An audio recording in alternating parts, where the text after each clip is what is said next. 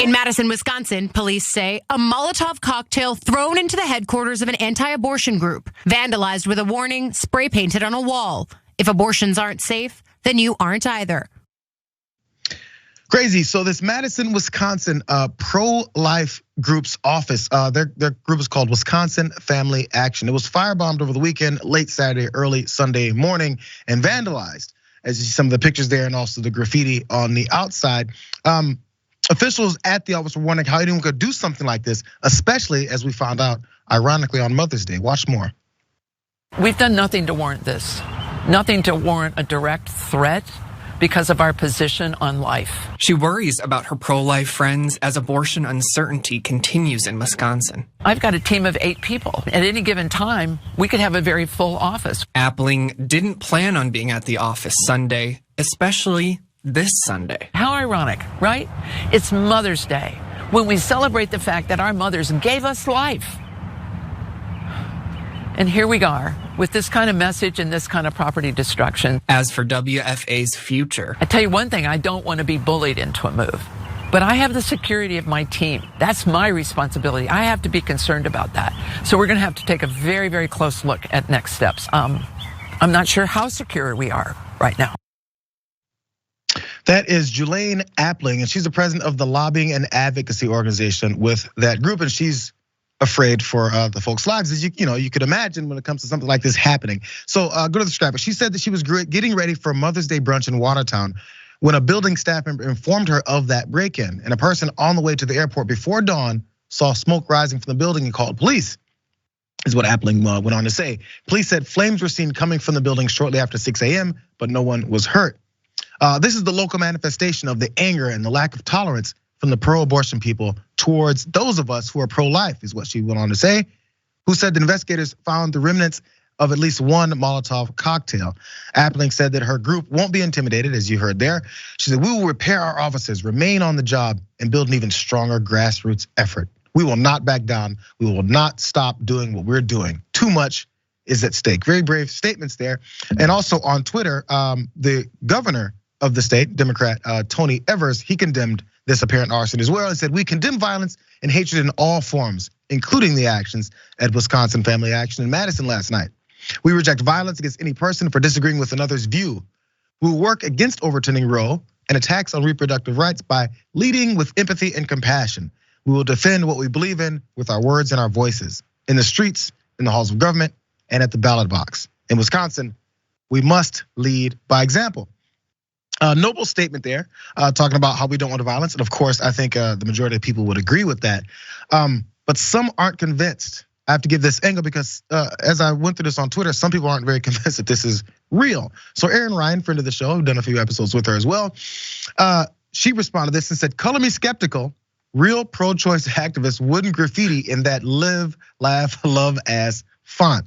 Again, as you saw, the lady was standing in front of that as well. But Erin continued on to write, same vibes. And she, if you remember that young staffer, I think for the McCain campaign, how she said she was attacked by pro-Obama supporters and branded her face with a B. That was fake. And then I'm not sure how much this got adjudicated with Nancy Mace and the things on her sidewalk. But here's other pictures from it as well. Someone else said, any doubts I had about whether or not this was self-vandalism vanished when I saw this as the 1312 and the anarchy symbol there on the board. I think they're talking about, David, the cursive nature and the nice, pretty font and staying within the lines on the doors and whatever that siding is on the building. I guess they figure real vandals a little bit messier and more wild with their writing, I guess.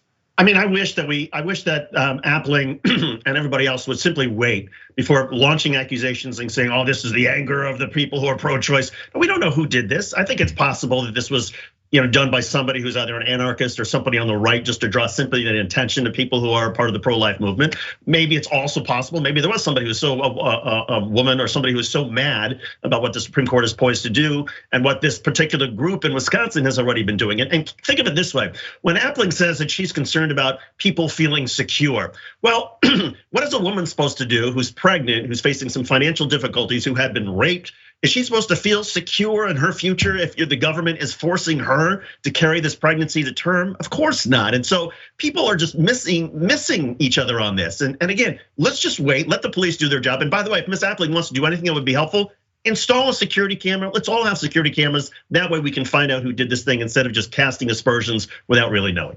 I feel like, I mean, I don't know this, but you would think maybe they would have that already there, or at least maybe somewhere along the complex, and maybe some video of how this happened. Maybe they're investigating. That's part of the investigation process. Hopefully we'll see that. But I also do wonder if they had an issue with over the decades of abortion clinics being bombed and attacked, and providers being killed, and women going in for their healthcare services being yelled at, signs put in their face, calling them pieces of garbage, and all these different things, and harassment, and coming up at people's houses, and all these things get promoted by pundits and politicians. So now when something like this potentially happens here, oh my God, look at what these pro-choice vandals are doing. This is nothing new. And again, I might as well say it too, I would be against it as well, because I do think we have the right side of the argument on our side. And you can win with that and not with the vandalization and without the firebombing, which the Molotov cocktail didn't seem to really go off. So whoever was doing it had no idea what they were doing. Maybe that leads to them talking about the hoax. I don't know.